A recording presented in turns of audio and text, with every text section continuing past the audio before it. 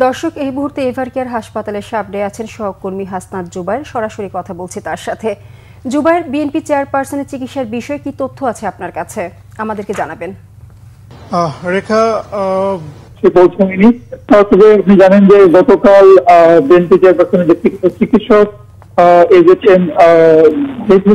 গণমাধ্যমকে জানিয়েছেন যে বেগম খালেদা জিয়ার শারীরিক অবস্থা স্থিতিশীল রয়েছে এবং তাকে যে মেডিসিন দেওয়া হচ্ছে সেই মেডিসিন রেসপন্স করছেন বলেও তিনি গণমাধ্যমকে জানিয়েছেন।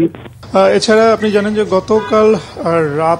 গতকাল চীন থেকে 5 সদস্যের একটি চিকিৎসক দল বাংলাদেশে এসেছেন, ঢাকায় এসেছেন এবং এই জানা গিয়েছে যুক্তরাজ্য থেকে একটি চিকিৎসক দল ঢাকায় আসার কথা এবং তারা বেগম খালেদা জিয়ার চিকিৎসায় কাজ করবেন বলেও জানানো হয়েছে।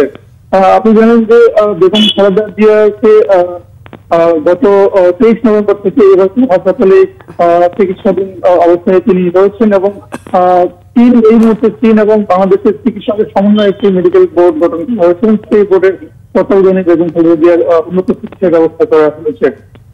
এছাড়া বেগম খালেদা জিয়াকে দেশের বাইরে নিয়ে চিকিৎসার ব্যাপারে এখন পর্যন্ত কোনো সিদ্ধান্ত নেওয়া হয়নি। মেডিকেল বোর্ড যদি মনে করে যে বেগম খালেদা জিয়াকে দেশের বাইরে নিয়ে চিকিৎসা করানো হবে এবং সেটা বোর্ড সিদ্ধান্ত নেবে এবং যুক্তরাজ্য থেকে যে চিকিৎসা প্রতিনিধি দল ঢাকায় আসার কথা তারাও একসাথে কাজ করবেন বলেও জানা গিয়েছে। এছাড়া আপনি জানেন যে গত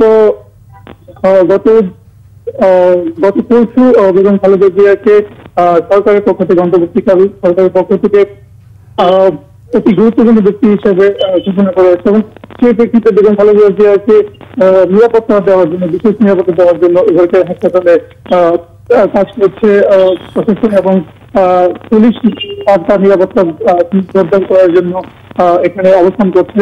সাময়িক অবস্থা নিয়ে সর্বশেষ এই কথা ছিল আমার কাছে। জুবায়ের, ধন্যবাদ।